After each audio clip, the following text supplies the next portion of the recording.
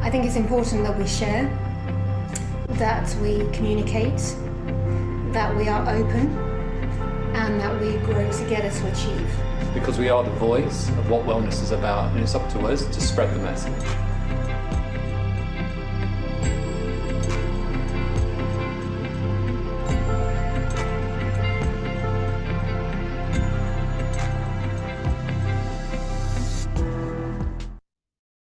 Ladies and gentlemen, good afternoon and good morning if you're joining us from the States. I'm really pleased to co-chair this session on behalf of the Professional Beauty Group. We are hosting our first day of 3 of the World Spa and Wellness online convention. There's been a lot of noise out there, hasn't there, in the last month or 2 months, with people saying all sorts of things, some of it good, some of it less good. And we've tried with our panel of speakers, we have over 70, to pull in those who are actually running spas or active involved in the business, to share some genuine inspiration and hopefully very practical advice. So that's our mission for the 3 days. And I'm delighted to welcome Anita Murray and Peigin Crowley of the Irish Spa Association, who will be sharing their ideas and their journey in a risk assessment and business continuity plan for Ireland. And I think whilst it's for Ireland, there's a lot that we in the UK and elsewhere can learn. Before I ask Anita and Peigin to sort of tell us a little bit more about their businesses, I'd just like to go through a couple of housekeeping rules. There will be an opportunity for Q&A at the end. So those of you who registered, do put in your comments and questions at the Q&A button. And if there's time, I'll be bringing those to the fore. We are streaming on a lot of multiple social media channels. I think it's about 10, 11 of them across Facebook, YouTube, across the world, and on the Irish Spa Association channel. So for you, those of you watching on social media, welcome. And if you'd like to get more involved, do register via professionalbeauty.co.uk or your local professional beauty, and that will take you to a link. It's free and it's quick. So without further ado, Anita, aside from you being co-chair of the Irish Spa Association, what else do you do? Thank you. Thank you very much for inviting us to join you. So I'm the co-founder of the Irish Spa Association with the wonderful Peigin Crowley. I have 18 years industry experience and I'm the managing director at the salon and spa company. I also founded the Edward and Pink brand, and I manage and work with a number of wonderful international brands in Ireland, including Casey International, Skin Door, Three Warriors, Margaret Dobbs London, and Fedua. So I'm busy. And thank you. Peigin, what else do you do? Like Anita, I'm more than 20 years in the industry, and I would be a spa and wellness expert consultant, and I would have developed the concept and the design behind the first La Mer spa in Ireland in Adair Manor and many other spas. And more recently, I've got into developing and designing brands, including the private label brand for the Cliff, the Well at Cliff brand, as well as our own spa brand, Moss of the Isles. And more recently, a very luxurious hand and foot spa in Dublin called Mink has done their own private label brand as well. So busy on all fronts as well. I'm really looking forward to getting the sector back on its feet. No, and look, the ladies have got a presentation to go through, and I'm going to let them do that. But I'm going to start by asking, how did you get to doing this? And I'm going to don't take this, what gives the Irish Spa Association the right to do it? And how did you get to do it? Who wants to answer from that? I can take that one, Mark. So, this is an important time where we must all work together as a community to support and rebuild the industry. I'm in business myself. I employ over 30 people. So, it's very much within our interests to really kind of step up and really try and reactivate our businesses. And, we're very fortunate to work with so many industry leaders that are giving us insights into their own individual markets. Just this morning, Skindor shared their industry assets from Barcelona. And, you know, I think that's what it's all about. We all have to come together and we all have to step up and, you know, get the wheels back on the road. I think certainly in the UK and Ireland, some people are waiting for government, aren't they? And I think government, wherever they are, and if it's even if it's a fantastically managed government, they don't know enough about our sector, and probably our sector isn't seen as the most priority. So we, exactly, as an industry, have got to come ourselves. In fact, when we did go to government in terms of guidelines and reopening measures, we were told by the National Standards Authority that we were best off developing our own for approval as opposed to waiting for anyone making it a priority at government. So, and that really empowered us, and it started the conversation, and the community has been incredible, as Anita says, and the reach out and the sharing of information from the very beginning with ISPA sharing templates and building frameworks. And then from there, it's a matter of reading, listening to webinars, building up intellectual property around it and stacking it against the Irish government's guidelines. So it's robust. Good. Well, I think we should, Peigin, do you want to share the presentation? And I think let's dive straight in there. Perfect.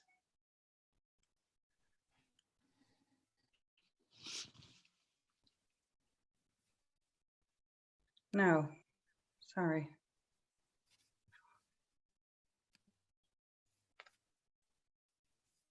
Will you share the one actually on that you have, Emma? I'm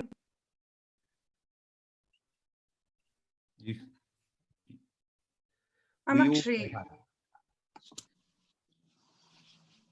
So I might run through just while we're waiting, basically the perspective from Ireland in terms of the reopening, and just a summary for how the picture looks in Ireland, because I think it's really interesting for all the international guests that are in the room. Everyone's very interested in what different countries are doing. So Ireland has basically been closed for business since March 24th. On Thursday, May 30th, our Taoiseach Leo Varadkar extended the lockdown for another 2 weeks to May 18th. But then he also revealed our 5-stage plan to exit it, similar to the UK this week. I think there's more information coming out there. But our sector is anticipated to reopen in phase 4, which is the 20th of July. And while we've every consideration for public health, we're optimistic that a much earlier date can be achieved.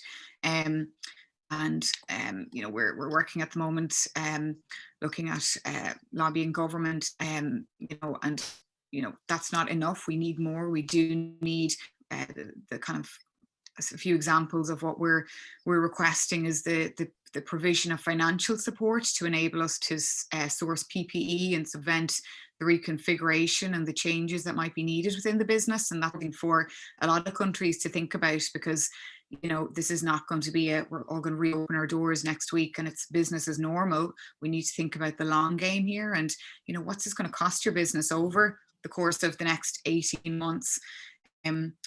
We've also asked the revenue commissioners to introduce a moratorium on VAT, to direct the Department of Social Protection to have the rate of employers' PRSI contributions.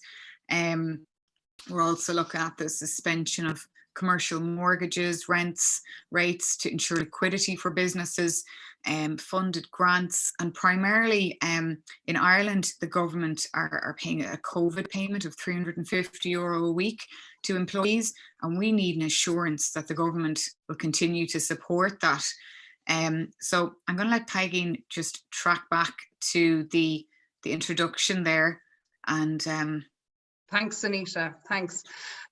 So I suppose just to go back to the beginning again, the Irish Spa Association, we're 11 months old. We turn 1 next month, and we genuinely had to come together as the first official body to represent spa and wellness in Ireland, as there was no one to go to ask about inclusions for people with cancer, insurance rates rising. So we just came together ourselves. We basically have critical issues, growth, sustainability, professionalism, inclusivity as our objectives, but certainly in the last 7 weeks, it's been COVID-19 and business reactivation. We are a not-for-profit association. We're a team of 18 volunteers. We work together with some of the leading operators, spa operators in Ireland, and we're very grateful to have them working with us. In terms of building educational resource, benchmarking, regulation, that is where our investment will go towards. We're very lucky that our membership is growing. It's doubled in the last 6 weeks, which has been wonderful. We're developing salon and international memberships alongside it. And we're very lucky in recent days that hospitality affiliates, including the Irish Hotel Federation and Fall to Ireland, have come to us in terms of guidance within our sector for hotels. So that's been wonderful.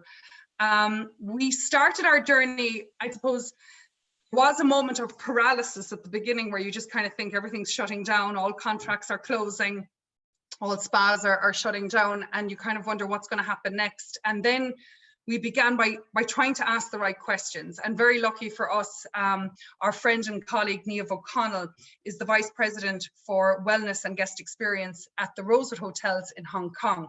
And they had opened for a brief period between the 1st and the 15th of March. They'd had a reopening before the second wave came in. And it was just so interesting speaking to her about the insights and the appetite of guests and the capture rate from the hotel and what treatments they wanted. So she agreed to come on a call with us, and we were lucky enough to have over 100 people on that call. And really from her insights and her understanding of where the market stood at that time, we were able to build up a business continuity workbook to focus on while spa managers and salon owners were off, in terms of viewing their businesses with perspective now, streamlining work process, menu engineering, working with suppliers and partners, understanding the flexibility there, and really focusing on cash flow and budget. She was very interesting in the ongoing communication with customers and in terms of the communication on reopening and hygiene and sanitation. And she was ahead of the game in terms of us understanding the new normal market, how the local repeat business will be so much more crucial. It'll be regional. People will be driving to the hotels and spas versus flying in. So it was a wonderful call. We caught up with her before we had our second call last week, and they reopened on Friday, just gone. And the system only went live for appointments 3 days in advance. And by the time we spoke to her on Thursday morning, it had been live for a day and she already had 30 bookings on her system. So she felt there was an increase in appetite since their last reopening, which was very positive. And it was mainly regular local clients as opposed to hotel guests. She was surprised because there was a stronger demand for massage, especially, and facials, whereas before people had tiptoed in having manicures and pedicures, whereas the second opening there was more confidence.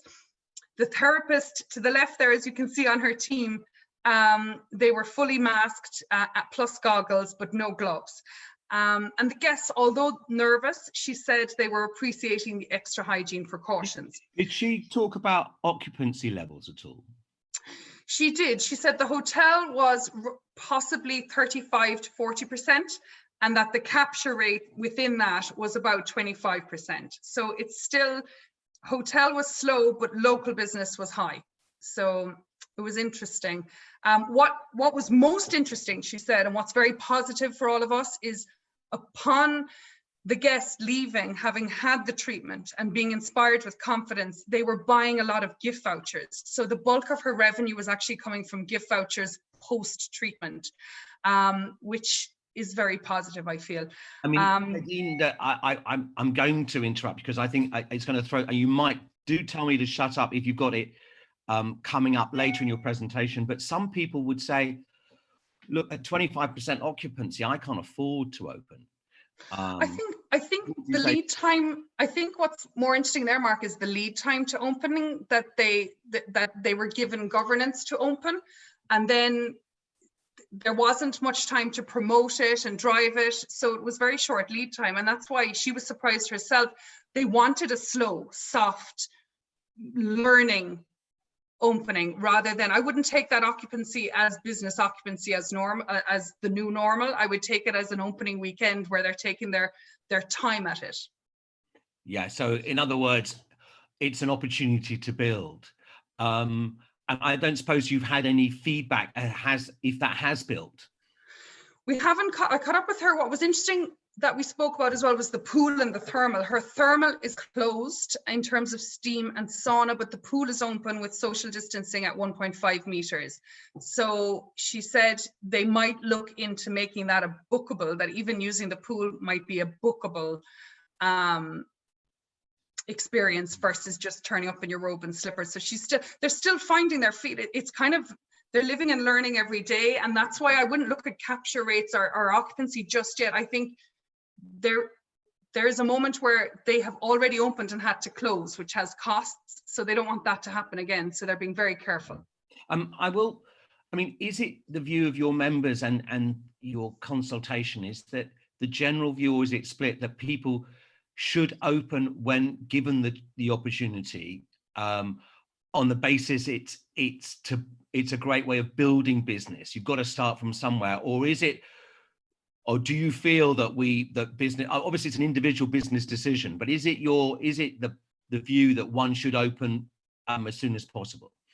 I think every business will be different. And even in Ireland, as I'm listening to different webinars, for some businesses, opening in July or August and building slowly into a season where they're going to be low and not very busy.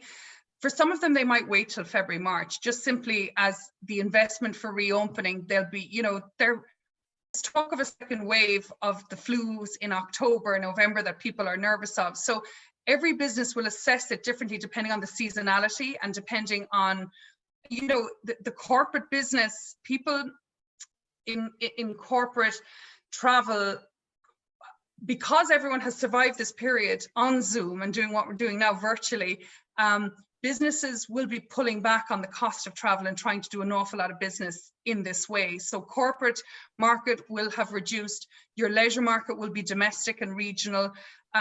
Every hotel spa, now high street is different, but if we're just looking at this in a hotel context, I would say to you, some will open and do well domestically simply because others have decided to wait till February or March. So it's a win for some.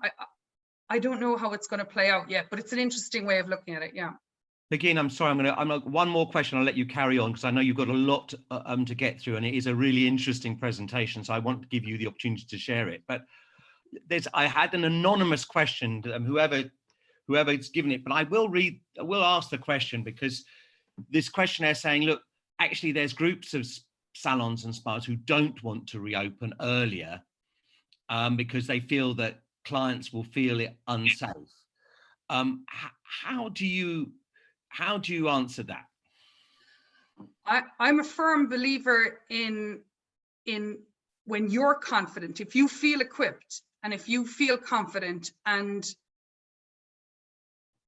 your business, to me, your clients, when people are reopening, there will be some that open and don't open. And at the risk of not opening and your clients going somewhere else and finding it very satisfactory, it's about being equipped, working to guidelines, working through checklists and wanting to be open and believing it's safe to be open and being assured because, and even at the ISA, it's not just about handing out risk assessments and doing checklists. It's about building an accreditation that you submit that homework, it gets reviewed, it gets audited, and that you feel confident yourself that there's a second pair of eyes looking at it and asking you the right questions. So it is a confidence issue, but certainly from a commercial standpoint, every business should be looking to equip themselves with the information to open. And I think your clients will follow you. I think we need to meet their needs. We need to see what they're needing. Like it's, as Anita said earlier, we talk about this new normal. The client has changed in this time and we need to meet that. So we've all suffered fear and paralysis during this time, but we've all come through it. And I think confidence is a big thing. Knowledge is key, and not forgetting our place, that we're needed. People need us. So yes, and I think that when you go through the presentation, you'll look there is a counter argument, which is also that there are the cowboys and cowgirls who are operating I mean, The I've black seen market. Irish Sunday papers, the UK Sunday Yeah. papers are saying these people are operating, and at least you provide the decent guidelines. And But also we need to educate the end consumer that the black market is dangerous, that they're not equipped to administer, you know, Botox, microneedling, insurance. They, you know, we have to educate the end consumer that it, already with hair, I mean, we're laughing, you know, if someone has their hair colored, you're almost looking at them now saying, who's doing, you know, we're intrigued, but we also need to educate the end consumer that it's not safe. no, indeed. Carry on. It's a great presentation. Sorry. Well, I'm going to hand over to Anita now, who's going to just take you through Ireland and the position we're in now. So thanks, Mark. Just to add something onto that last point, I think we also have a part to play ourselves in increasing consumer confidence. And I think the black market was there long before COVID as well. So, you know, it's not a case that this is something new, but definitely we have all of a part to play in educating the client that, you know, look for what to look for, and what spas are going to have accreditation and training and raise that level of awareness. So in terms of reopening Ireland, we've covered those points, and I might just jump straight into our core objectives. And again, it's kind of feeding back into that last point. Above all, we are ensuring the health and safety of our community, our employees, our guests, our customers, and our friends and our families. And that always must be at the forefront. We're not looking to reopen our doors from a commercial perspective. There's a lot of things that really need to be considered here. So yes, we must enable the commercial sustainability of our sector. There's over 25,000 people directly employed across it, and securing those jobs, as well as the many additional considerations, such as, you know, the real ripple effect that will be felt right across tourism and hospitality if the spa, beauty and wellness sector is unsupported. You know, now more than ever, people are focused on living a healthy lifestyle, and our industry will play a vital role in the recovery process, not just for Irish people, but for people all over the world. And as the COVID crisis has reminded us, the health of those in our country cannot be taken for granted. So risk assessments, detailed risk assessments will be essential. We've prepared a framework for this. You know, the agility of your company to quickly identify and respond to new risks is what's going to determine its livelihood, as well as that of your company as a whole. This global crisis has certainly brought that lesson to the forefront. You know, and this is constantly changing and evolving, and as should your compliance programs. The kind of next thing then that we are covering is your checklists. These will be essential tools. We want them to be user friendly and identify the range of issues for businesses to consider in responding to the outbreak, and future proofing as well. So in terms of our resource partners then, we're very fortunate to have established, just on the next slide, we've just detailed, just to give people a little bit of an idea. I know you asked us, Mark, initially, you know, where we're sort of drawing on, but we're very fortunate to have established a wonderful network of leading resource partners and experts in every individual area, so we can really lead with confidence. You know, companies like Garryany, Beautiful Jobs, Peninsula, they've just been so generous with their time and with their you know, their resources, and it just is enabling the whole sector to get back on their feet. Are do you have the next slide, Peggy? Is that moving? Yeah, so that's the resources there. So the HSE, NEFIT, these are all kind of Irish organizations, but as Peggy mentioned earlier, you know, you have ISPA, ESPA, all these incredible authorities that are really just stepping up. The World Health Organization as well is really leading us with a lot of items. I just wanted to quickly show you a slide to introduce you to Dr. Patrick Tracy. So we're very fortunate to have a wonderful Chief Medical Officer steering us, and particularly at a time where a lot of measures we're looking at need to be medical led, you know, and myself and Peggy are not going to be the expert in that area, but Dr. Tracy was awarded top aesthetic practitioner in the world, the My Face, My Body Global Awards in the US last year, among dozens of other accolades and awards he's been honored with. And this is giving our community huge comfort. And, you know, I think that it's something that could be looked at all over the world for anyone else tuning in, that, you know, to really kind of look for evidence-based principles. And if you can get support, like the support Dr. Tracy is lending us, I think that will go a long way.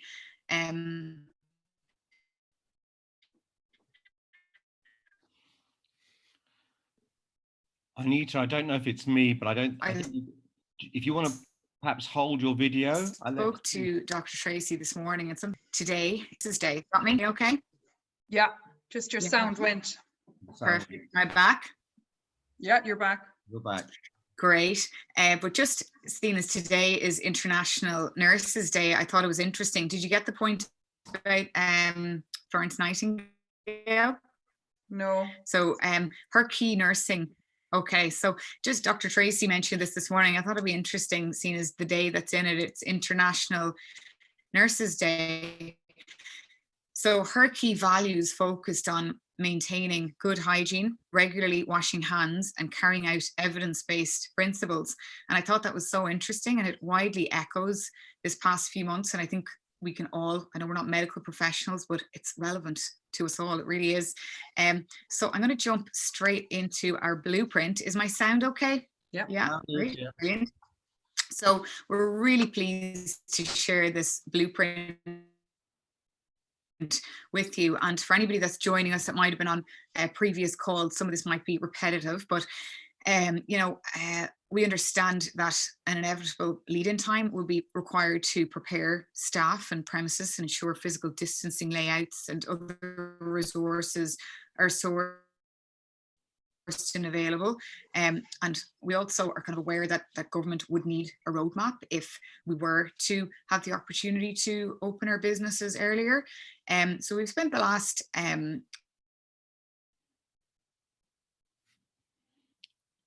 6 weeks preparing a blueprint for business continuity. Anita, sorry to cut in, why don't you temporarily take off your video? When we do return to work, we can do so on what we're doing now and what we're planning. Sure, okay. It might help the sound, not that we don't want to see you. Is that better? I think yeah. So. Thanks, try. Mark. I'll take that as a compliment. Carry on, Anita, sorry. Now we've lost her. Peigin, why don't you? I'll pick up for her. Yeah, absolutely. So what we've built is, I guess, beyond all the templates that have been floating around, we've had to stack this up against the Irish guidelines. Does it sound better? Yes. Can you hear me? Yes. Brilliant. So. No, Anita, it's still crackling. Can you hear me? Yeah, go again. Try again. Do you want me to jump in? Yeah, jump in there, go. Okay, great. So the number one is the risk assessment. And, I'm sure there's nobody on here that, is going to be a fan of red tape or any bureaucratic barriers that are going to strangle your business and your growth and productivity. But most companies will have to prove they have a risk assessment around working conditions in the salon or spa with COVID in mind. You must ensure that you can show that the necessary steps are being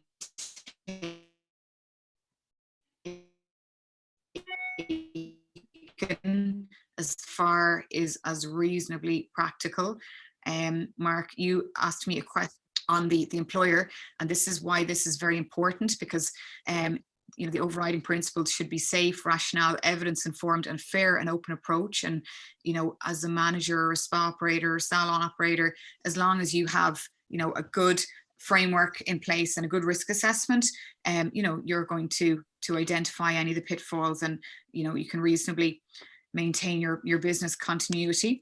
So where the risk assessment identifies wearing of gloves as a requirement of the job, an adequate supply of these should be provided, and staff must be instructed on how to remove these carefully in order to prevent contamination. There's an interesting slide later on that we'll share with you on that point.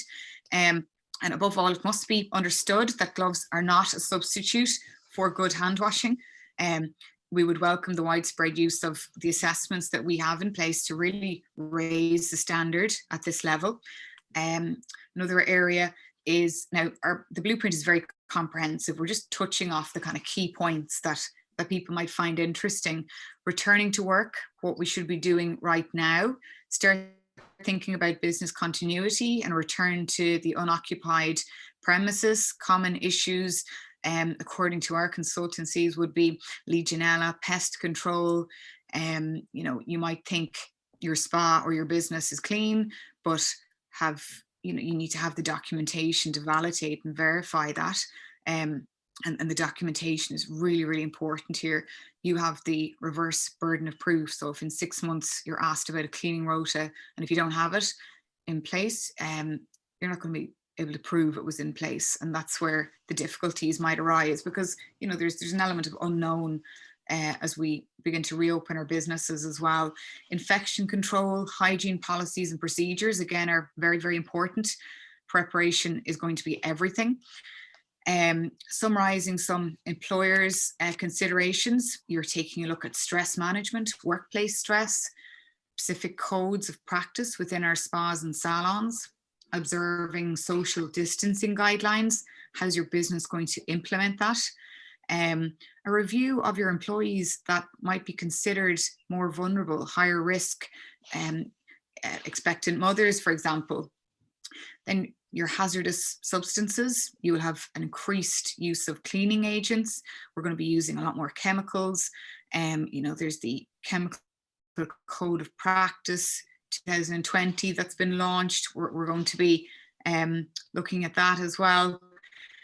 We're using different sanitizers, soaps, foams, bleaches, and we're supporting members with and provide, you know, a free one-to-one consultation via a video call with our health and safety consultant, and that just gives a good starting point and takes the stress out of it all. Is my sound okay? You guys getting me? Yeah, it's okay so far. Just so I don't speak for half an hour and then you tell me no one could hear me. So we liaise with a company called Peninsula for expert consultancy in this area. And this is where we want to really just go that step further. We don't want to just provide these templates and run. We've engaged with, you know, really the authorities in these areas. You might be familiar with Peninsula. I think they're in the UK as well. But the next slide then, just an example of a risk assessment or a SWOT, sorry, Peggy, it's one down. Just an example of a risk assessment or a SWOT analysis of your treatment menu. Ultimately, if you can't adhere to and observe social distancing, you're going to have a risk assessment in place. This is just a sample now, but you know, you're going to be looking, every business is going to be different depending on, you know, the luxury of space that you might have, or the provision of masks and gloves and the nature of the treatment. So it's just food for thought.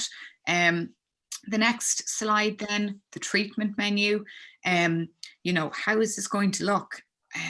And the first step is to complete that SWOT analysis and to identify the treatments that are going to be a little bit more difficult to begin with. And from there to promote and re-engineer your treatment menu, and also developing your low to medium risk treatments as you begin to reopen your doors. And we need to explore new revenue streams as well. You know, I don't think that there's any concerns that when we reopen our doors that the business is not going to be there, but I think that, you know, the need will remain, but the interface will change. So that's something we really need to look at. But we would say look at you know, stress management, counselling, introducing shorter express treatments, machine facials, companies like you have your KC treatment systems, hand treatments. I think we can be really creative. The next slide then is insurance. This is also important, and this is also changing all the time. Is there cover? If not, why not? I work with a company in my own business called Brian Mullins Insurance, and they've been steering us as well. And they specialize in beauty and spa, so they've been very, very helpful.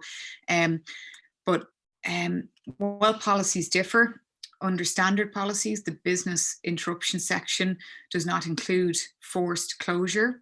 So in most cases, our policies were based on a specified list of diseases, which COVID-19 was not listed, of course. So the outcome was deemed that no cover was in place. So a policy may provide an extension under the business interruption section for notifiable or infectious diseases. However, for a claim to be successful, there must be proof that any outbreak occurred on the premises, which again was not really the case for most businesses. So in short, because COVID-19 was declared a global pandemic, it's unlikely that any insurance policy will be able to meet the demands of the floods of claims. But moving on from there, what you need to do now, unattended properties, you need to make sure that you're in touch with your insurance company as the lockdown measures are extended. A big exposure is the continuing requirement of you to engage with your insurer and let them know that the premises is empty or vacant. In most cases, the insurer will maintain the full policy, but providing that you're keeping your gas, water mains disconnected, the electricity has to be disconnected, you're supposed to check on your premises weekly. So make sure you're reaching out to your insurance companies and that you're doing all that's required of you. Employers' liability is another area. We're all working from home. Make sure, if necessary, your policy is extended to cover any activities that are away from the premises. Then we have our defence checklist, and this is in place to maintain awareness and information and your preparedness for trading during what's going to be more challenging times. Advanced planning is key. So your checklists and your documentation is going to be essential to keep on top of your staff policies, your training, and to educate your staff about updated sanitisation practices. And really importantly, handling, the customer about those practices and educating the customer so they know what to expect when they come in. The other area then is the use of PPE. This is going to be difficult because obviously the pricing has increased exponentially, but and I know the jury is out for a lot of people still on PPE, but ultimately if you're unable to maintain social distancing, serious consideration needs to be given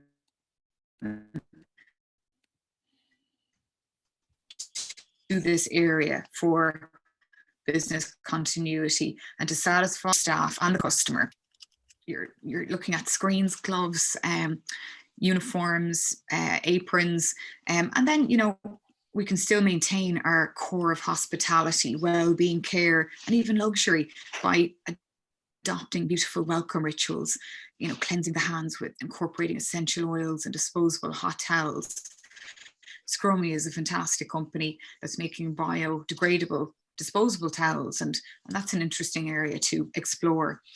On the next slide there, you're looking at this is from the Lancet study, and the masks, we're talking about the COVID living on them for 7 days, and that's frightening, but it really just brings home the importance of performing proper training with your staff, how to remove them, how to dispose of them. There's just a little snippet there from the Kapinski group, beautiful hotels, and this is something really creative they have done, and it's kind of nearly introducing an element of luxury into it, that I'm protected meeting you. Very much like what Anita, they you're do in Asia as well. We're really reassuring the guest and reassuring the. Do you have me? You're yeah, okay. Okay, brilliant. So I think that have you got me? yeah. HR, we've excellent communication templates that Peigin will discuss as well shortly. In terms of recruitment, we work with Beautiful Jobs, and Maria, our committee member, is fantastic, and she's got incredible experience.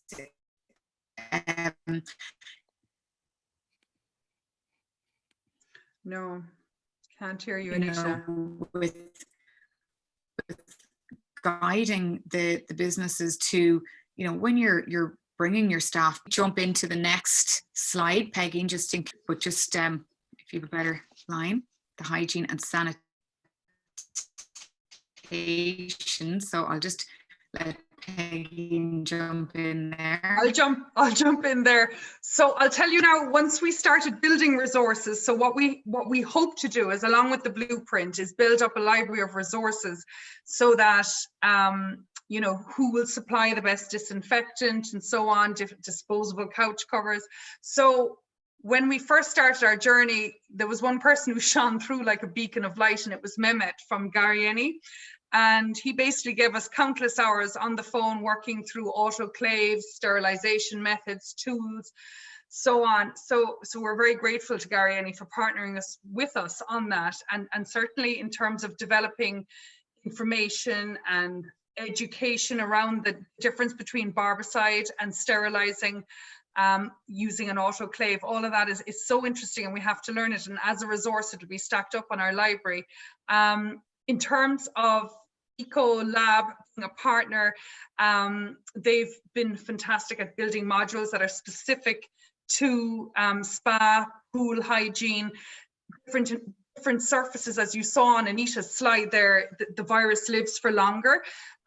So making sure we're cleaning the floor, cleaning the face cradle, that we've wipes, that we're not spending all day at it between treatments, that we have fast acting quick sanitizing and disinfectant chemicals. And then you have to look at uniforms, linen, and performance of killing, and proof of the efficacy of the product against COVID-19. So Ecolab have been incredible, building guidelines, pool and spa. I'm racing through the slides now, sorry guys. In terms of communication, which is key, because the balance of all of this lies in our hospital grade sanitation, as well as communicating this to customers, but most importantly, letting them know we haven't changed. We are still here to mind you. We're not a hospital. We're not medical. In fact, we're the wellness response to what they've been through, which has been highly medical. So we really need to make our guests aware that there will be masks and gloves, but we really need to look at it through the lens of why people go to a spa in the first place, and go back to communicating the benefits of spa and how spa can be even more to them now in terms of even non-touch coaching, stress management. We can't start looking or feeling medical. We have to inspire confidence, and we have to find a balance in doing that. We must address the emotional and spiritual needs that don't get addressed in the medical community, and that this is the dialogue we must now go to for everyone's benefit. We've had huge support from Premier Software. Both Robert and Laura gave us countless hours on the phone.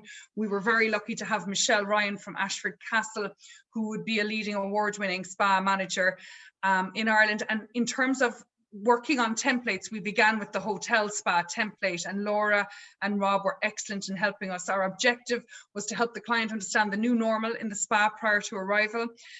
Very much about the email going out in advance, which would include treatment confirmation, health questionnaire, COVID-19 declaration, your GDPR tick box, your treatment disclaimer, and a signature, but making that feel like a wonderful welcome note. And that's where Robert and Laura were absolutely excellent. Where they were also brilliant is in terms of the tech that Premier Software could adapt with contact tracing, understanding what guest had come into what treatment room, had what therapists, and sat in the relaxation room next to what guest. So that's amazing tech to have in a recovery situation where COVID has entered the building. The email looked very much like managing the communication reminders prior to an appointment, making the client aware of their responsibilities to protect themselves and others, having a detailed guide to using the spa and what precautions need to be taken by the therapist and client, your social distancing guidelines, appointment times, and managing capacity within your space is very important. Hotel guests being encouraged to arrive in their robe and slippers to reduce changing room. Restrictions to pool and thermal to be advised on that email as well. And changes, this is an important one, changes in policy to waive any cancellation fees. If the client believes they may have symptoms, the last thing we want to do is penalize people if they have a cough or a slight temperature and they think they're going to be charged €200. So we have to manage that as well.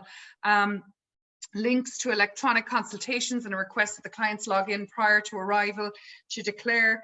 And even the timeline between that, is it 24 hours before, is it 3 days before? All of that is up for discussion at the moment, and very much about just advising guests to bring their own reading materials, just making them aware of how different it will be, but that we're doing everything to ensure their comfort and safety.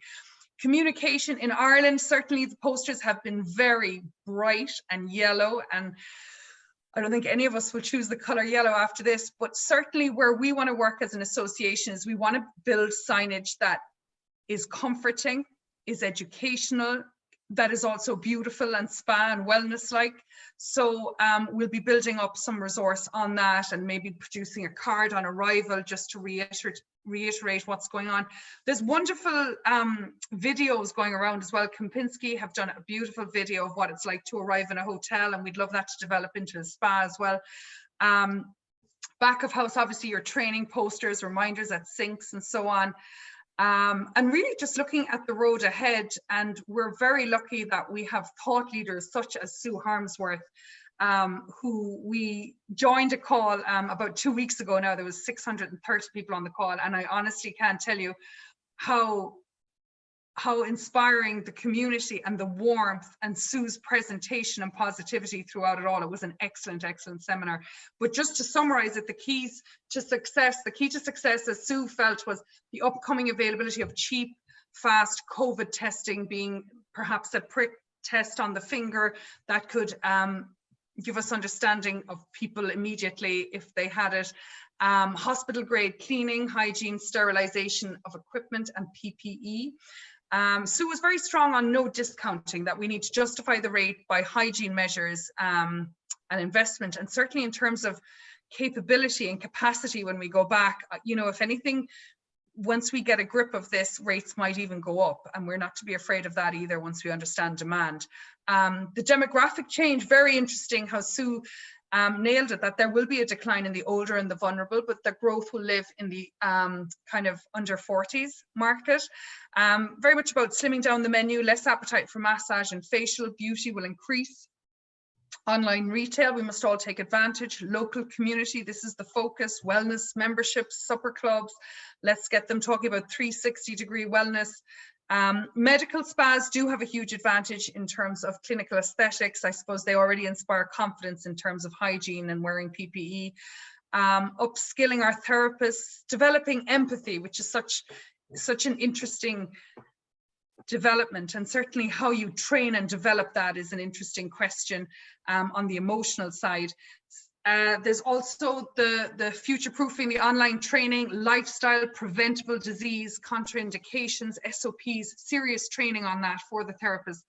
And then in the long term, building immunity, lung function, breath work, and all in all, it was an hour's seminar, but it was very inspiring. Dean, I'm just sort of barging in there. Yeah. Interesting on the menu. Yes. I think spa and salon operators would be needing to look at A, obviously demand, B, what is perhaps the safest treatments, but also to look at, ideally mix that in with what is profitable. You mentioned there quicker treatments, or it has been mentioned, it is vital for people to look at their menus, not just for what is the safer treatments, but also what will actually work within the new environment coming out. Yeah, I mean, you're balancing appetite with profitability with capacity. So there's a couple of layers to it, but in terms of doing it safely, I mean, treatments, being in a closed room and understand, like every room is different. Where you have a massage, some rooms are tiny with low ventilation, and this is a respiratory disease. So air quality is going to be very important, and really running through your risk assessment and detailing out where you are vulnerable. And then where you're not vulnerable and you feel confident, it's about wearing the correct PPE to protect yourself and the guest, and doing the treatments that can be done and that are profitable, as you said. What do you think about this? I think in Ireland it's the same as UK, that everybody is pushing the 2-meter rule. In Germany, it's 1.5 meters. In France, I'm told, only today, I might have got it wrong, excuse me if I have, it's a meter. It is, you hear that the 2 meters was very arbitrary. Certainly if I sneezed at you, it could hit you 4 or 5 meters away. What would you say for that, particularly on smaller bars and salons? I'm going to let Anita take that one because she's quite passionate about it. So you go for it, Anita. Thanks for that, Peigin. I think that we might end up with a 1 meter. I think that in the Irish guidelines that were just released this week, they did mention that where it wasn't possible, that workers' desks could be 1 meter. So I don't know if anybody noticed that, but that could extend to your nail bars and other stations as well. But I think that there's a lot of safeguards you can put in place to allow us to move forward with the 1 meter, like the disclaimer before the guest arrives in the salon or in the spa, introducing PPE. But I think that that there is a few bodies in Ireland and potentially over the world pushing for an acceptance of the 1 meter in order for reasonable business continuity. The restaurants and the hotels are pushing hard. I've got 2 ladies, one Christine Clinton, an Irish woman, but of course, as you know, she's based in Philadelphia at the moment. And she says she has practices in the States and in Dublin, and she has a huge wait list for her massage. So good for you. I'm not surprised, Christine. Well done. Well done. And I think Marisa Dimitriadis in South Africa has also said that her clients have those who are getting in touch are very much reaffirming their need to be massaged. I was surprised in Hong Kong, where originally beauty led the treatment choice, and this time it was massage leading, and then facials, and then beauty. And she was surprised herself, and she was delighted because the power of touch is at the center of everything we do. So to eliminate that would break all our hearts. So I think sharing these positive stories is really important, and making people feel confident and not afraid, because fear will mean you stand still. Right now you have to keep listening, keep learning, keep reading, keep moving. Ladies, we've officially, we can run over a little bit. We've only got 5 minutes left. Is there any particular elements of the remaining part of the presentation you particularly want to highlight? And before you answer that, will it be, I've had a question from Adele Heymans. I'm sorry, Adele, if I've got it wrong, Heymans. Will you share this presentation? Will it be available? The presentation won't be available, but if you go to our website and come onto our database, our blueprint it's being formatted at the moment, and it's going live at the end of the week. So the blueprint will be available to everyone. And then for our members, the Bar Association website. Yeah, but for our members, then we will have the business continuity. So to supplement the blueprint, there's the business continuity workbook, risk assessment, free documentation audit with our partner. There'll be communication templates, eco-lab, diversity, online training modules for hygiene, guidelines for pool and thermal, recommendations for sterilization equipment. And Gary and I have put together 2 brilliant slides for this presentation.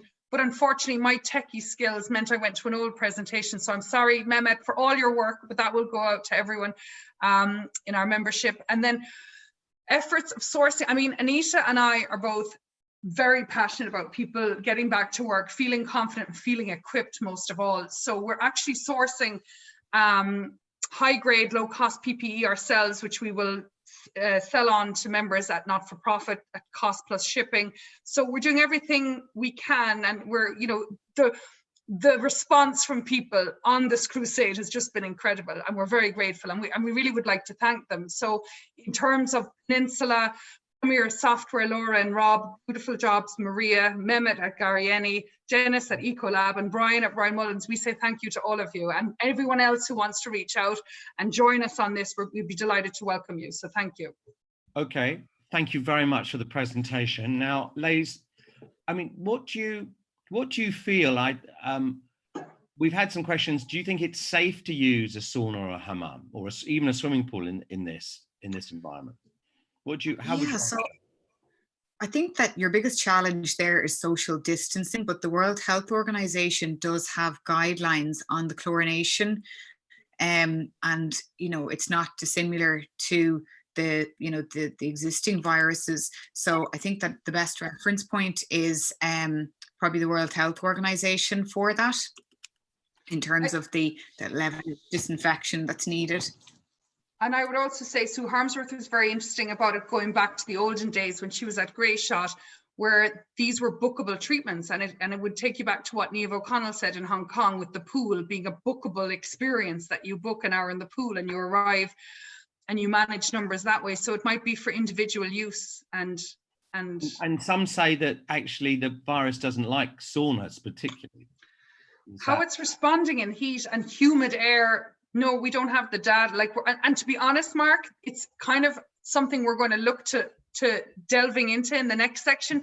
Right now, our heart and soul is behind getting people back to work in revenue generating treatments, and the pool and sauna piece, where we don't have a solid ground just yet, we're waiting. So fine.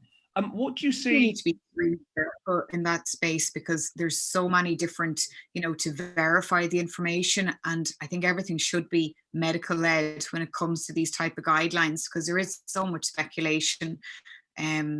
Sorry, Mark, I cut you off. No. Christine is saying that there's some data shared on the Global Wellness Institute, so there could be a source for people. What do you think about testing your staff?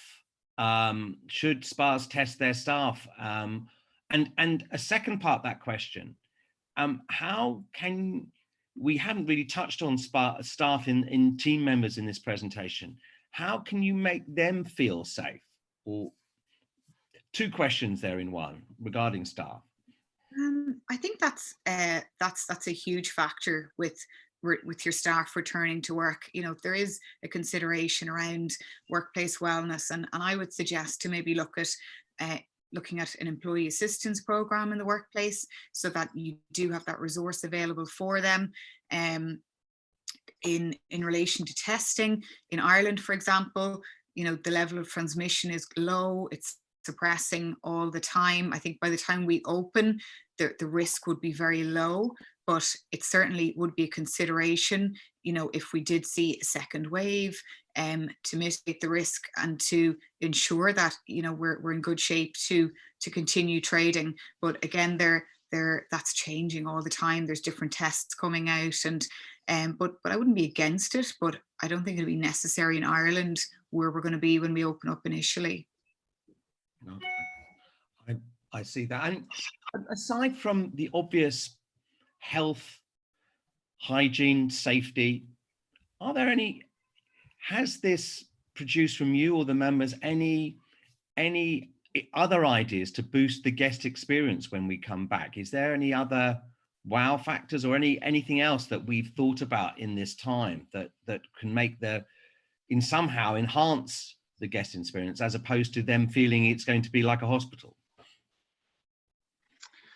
I think the guests, I think we're badly missed at this time. And I think when Sue Harmsworth speaks about therapist empathy, I don't think there's any wow factor here, Mark. I think it comes down to genuinely connecting with people again and being looked after in a safe environment. And I go back to the power of touch. Michelle Hammond has coined the phrase, the power, you can't replace it, and time with people. But I also think we'll pivot in some ways there will be non-touch. There'll be a build-up of coming to the spa for stress management and nutritional and lung function and overall health and preventative health. So a lot, I look to Sue Harmsworth, a lot in her slide, it lives in there. But the wow factor for me is simply minding our guests, minding our customers, and showing them.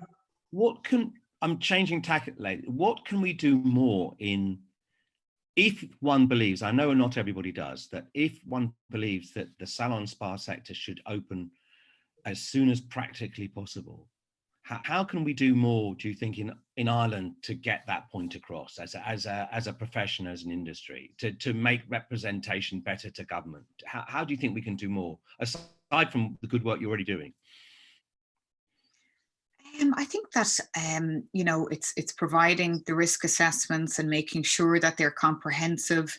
You know, in Ireland, for example, the biggest consideration is the obvious healthcare, the hospitals and the nursing homes. So, you know, I'm sure that they're not thinking of us, but I think that we need to probably really provide the continuity plan and the confidence that, you know, we're going to move forward and there's not going to be a risk to public health and so on. But, you know, it's really, I think that, I suppose this is unprecedented. And I mean, there's a number of sectors, from the hospitality to our own, to, you know, everybody's anxious to get back to work and to, you know, get people back into their jobs. But I think, Peigin, did you have anything you wanted to add to that point? I just would say, in terms of government, we fall between two stools, because we're not a hair salon, which is listed in the roadmap, and within hotels, our social distancing is different. We can't adhere to it. So I think it's so important that we appear robust, that we've thought of everything we possibly could, that we've equipped everyone to be confident, and therefore government will see us as prepared and ready and have the PPE, what's required. And I suppose it's where we struggle is we don't want to take PPE from the front line, but we you know, it's just getting a measure and a balance around it all. In terms of communicating with customers, i.e. the end client, what do you think spas and salons should be doing now, this moment? What's the feedback that you've had? What should we be doing now in our communication with clients? I think where possible to keep in touch with your clients, you know, particularly your older clients that don't have the access to the social media and all these outlets that we have. You know, I think that if you're not online, you need to get online. I'm not sure what other countries are doing, but Ireland has a grant for the websites, and that expires this week. So that's really important to take advantage of that. You know, and to explore and to be creative and to look at, you know, how you can do virtual consultations and facials for your clients, and even if it's like breathing exercises. But I think that people won't forget that. And you know, I think that if we remember our clients now, that when we reopen, that, you know, they'll be good to us in return. I also think you can reach out to your VIPs and your trusted, loyal clients and begin to survey them in the nicest way possible as to, you know, even some places are building up waiting lists and getting an understanding for the type of treatments that there's appetite for, and just connecting and making it interactive. You know, since speaking with Niamh in the Rosewood, I'm following them on Instagram or whatever, and I'm seeing the interactivity and the Instagram lives and how people have grown in confidence. And, you know, even Mark, myself, if you'd said to me 2 months ago, you're going to be doing this, I wouldn't have thought I had it in me. So it's amazing how people have changed, how they've pivoted, they've grown in confidence. Yes, we've all had moments where we're like literally paralyzed by this and thinking, what is the future? But the sense of community and the sense of support, and even being invited on here, Mark, thank you so much. It's just been incredible. So I think we just keep moving forward. We keep finding our way. Well, I have a couple of questions on the chat, and Bevan Moloney from Galway, who has an electrolysis clinic, and she says, look, we work closer than a meter. I'm prepared to use visors and high-grace masks. Do you think this is okay? It's probably a little unfair, but what's your take to that kind of a question? I think there's a number of factors. I think that you have to mitigate the risk as much as possible by completing very detailed consultation before the client comes in.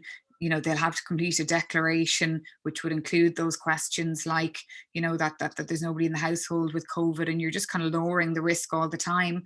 And when the customer arrives, you know, when you're working at that close proximity, you will have to wear PPE, but you know, you need to perform your own risk assessment as well, and look at the size of your treatment areas, and you know, the age of your client as well, that the clients that are a bit more risk adverse, and you know, make the decisions best placed on that. I just on the fact from you, Peigin's notion of a VIP list, Maurice has chatted to that with her clients in the US. I'm sorry, in South Africa, and I know also that a couple of UK salon owners have just reached out and were surprised and heartened by, you know, that do people still want us? And actually, we're inundated with their clients. Not all, of course, but so many clients coming back and say, yes, we do. And when can I book? Can you remember me on the to be the first one? So I think it's morale boosting for all of us. It's morale boosting, but it's also a pulse check. It's really interesting because we don't know what they want and need as much as they know. So you know, ask them and touch base with them, the ones you trust. And you know, I've even seen people open up, you know, waiting lists on Instagram, on Facebook, and you know, we have to be brave as well. We have to be cautious. We have to be educated. We must use all the resources, all the checklists, all the resources, but we must engage with our customers.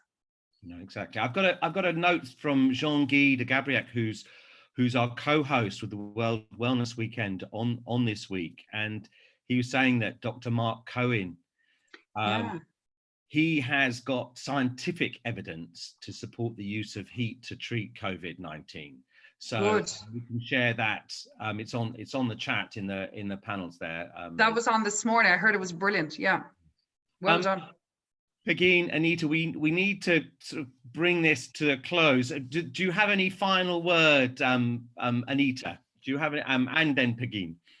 I will end on a huge thank you to everybody that is supporting us, and please reach out if you've any support to offer.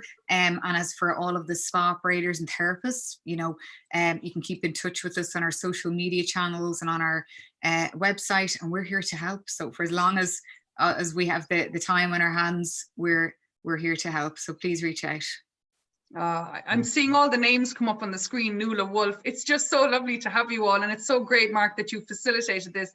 And all I can say is both Anita and I are growing in strength and confidence, and our tech skills are getting there. And we're just delighted that you've the patience and the trust in us. So thank you so much, and thank you very much, Mark. Really. Oh, it's real pleasure to get the view from Ireland. I think in Ireland, from a UK perspective, has come out to this very well, and we've noticed what's coming out seems very organised from the country. So thank you very much. Looking forward to seeing you soon in person, hopefully. Definitely. And ladies and gentlemen, we'll end the panel now. I must announce the next panel at 5 p.m. UK time. Look forward to seeing you all there. Peigin, Anita, thank you both very much. All the best to you. Take care. Thank you. Bye-bye. Take care. Bye-bye.